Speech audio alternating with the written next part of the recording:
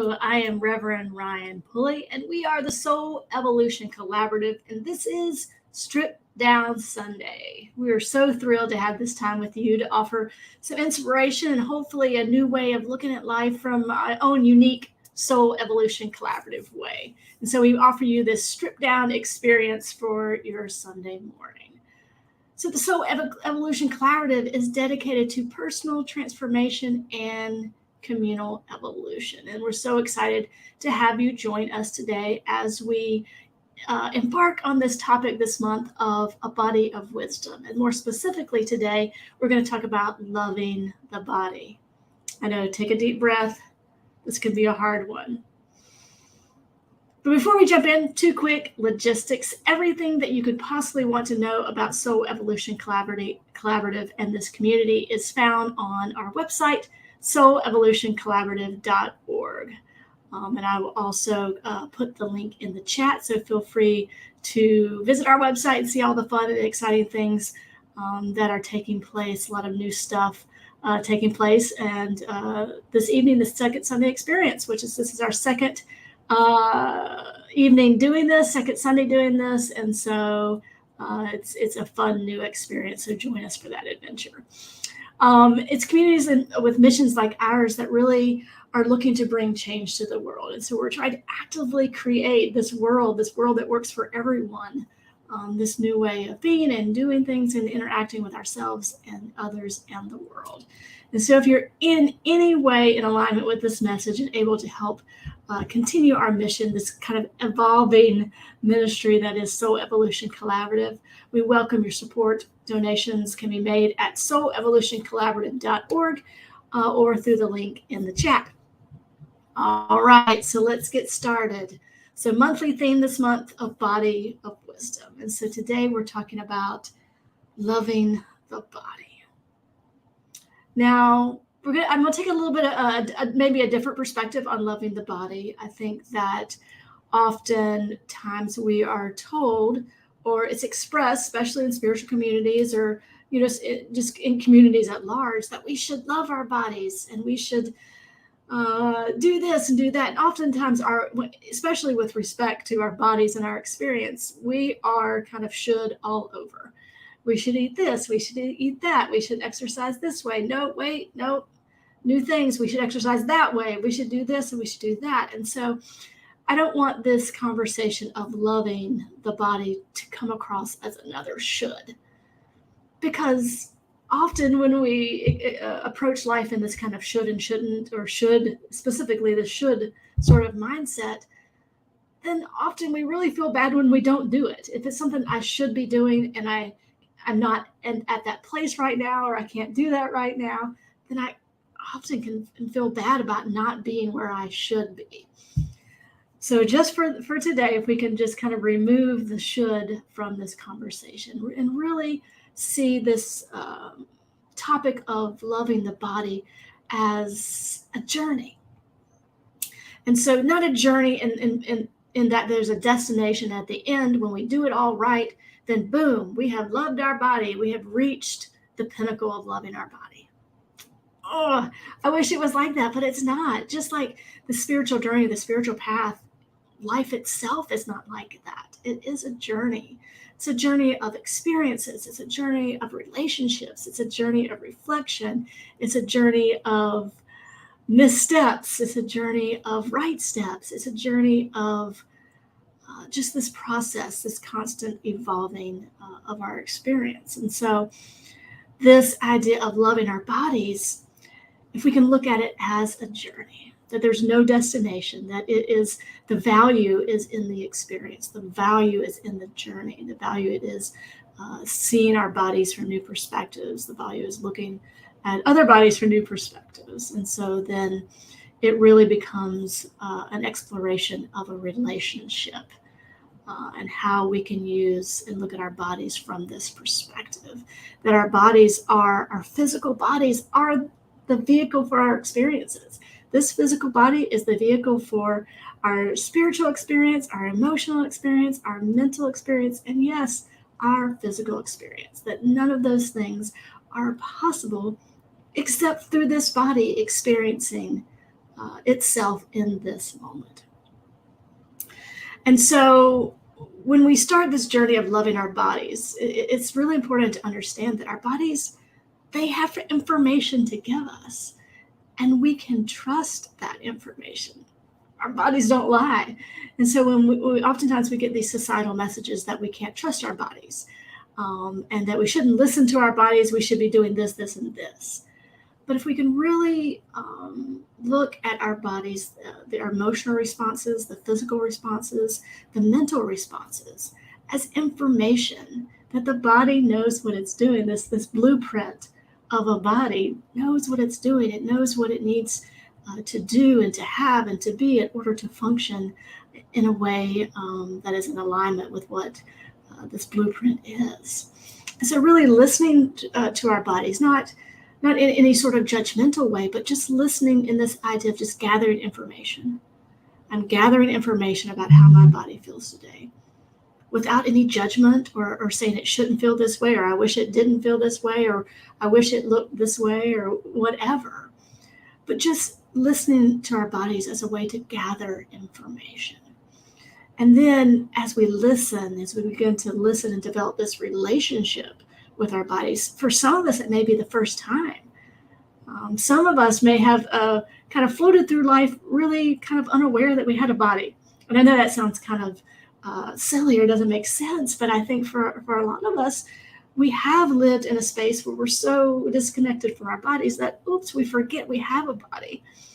And so often we push ourselves beyond limits, or we don't rest when we need to, or we do whatever because we forget this connection, this relationship with our body. So beginning to listen to our bodies as means of gathering information, not to judge it, but ways to learn more about it and what it needs, not based on any sort of ideal or should, but just looking for what our own unique body has to tell us. And so when we can listen to our needs, when we can look at our body from that perspective, then we can actually begin to communicate those needs to others in ways that are helpful, in ways that are supportive of our physical body, in ways that are not sacrificing who we are, sacrificing our body or our physical health, but in ways that support those things. And so really developing this relationship with our body.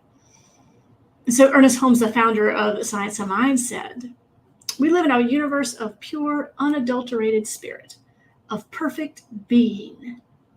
We are, as Emerson said, in the lap of an infinite intelligence. There's a spiritual prototype of perfection at the center of everything. There is a cosmic or divine pattern at the center of every organ of the physical body." And so when I read this, for me, it just stirred up this idea and this awareness that our spiritual and our physical bodies are in relationship with one another. One is not greater than the other, and I'm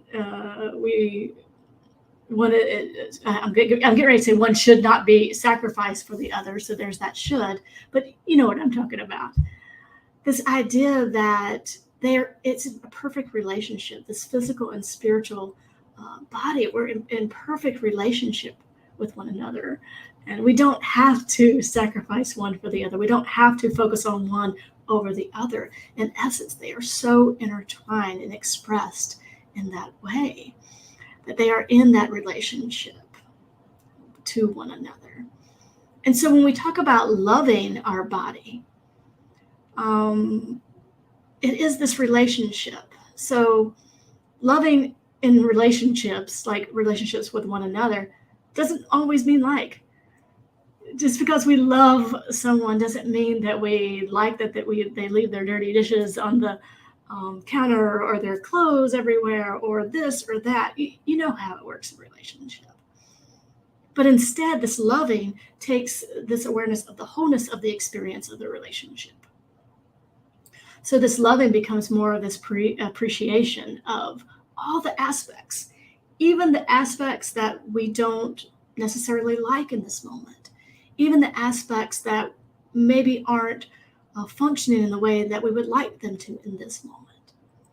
That we can still have those experiences, and we can not like those experiences and still love the body, still love this physical body, love its expression, opening ourselves up to this wholeness, this appreciation for our own uniqueness.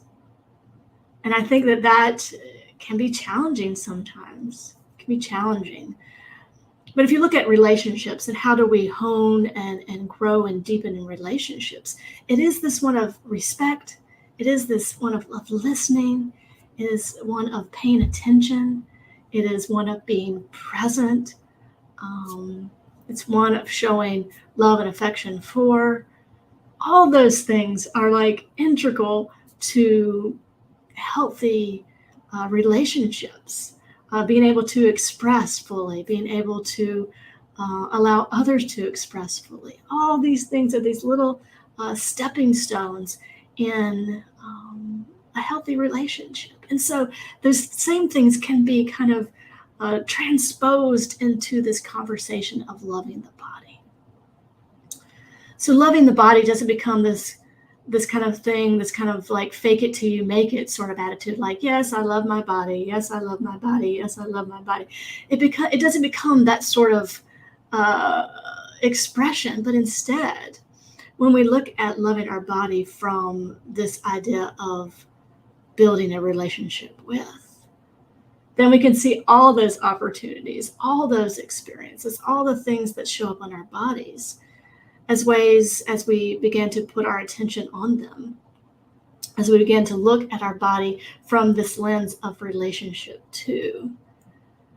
Then we began to have this really kind of fun dance with the experiences of our bodies, with the curves of our bodies, with the graying of our body, all those sorts of things. We began to look at them in the eyes of a relationship.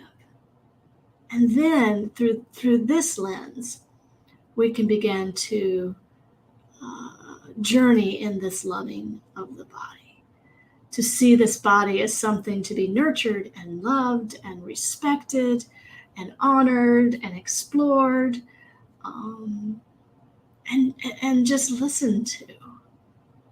And so the call this week is to pay attention to your body. And maybe this is the first time you've ever done that. But pay attention to what hunger feels like in your body. Pay attention to what being happy feels like in your body. Pay attention to maybe what sadness feels like in your body. Or pay attention to what love feels like in your body. And maybe even begin to explore what would it look like to navigate life in this idea of relationship with my body, to navigate life in this newfound way of loving the body. And so it becomes this exploration and listening and exploration in developing this relationship. And when we do this, we really can begin to journey in what seems impossible for some of us into loving the body and truly what that looks like and what that means. And so I invite you this week to explore that, to explore what this idea of loving your own body looks like, and begin to step in. Sometimes it's just little baby steps. And so begin to maybe be willing to explore those areas, and sometimes be willing to. And it would be really interesting to see what comes up as we journey in this idea of loving the body.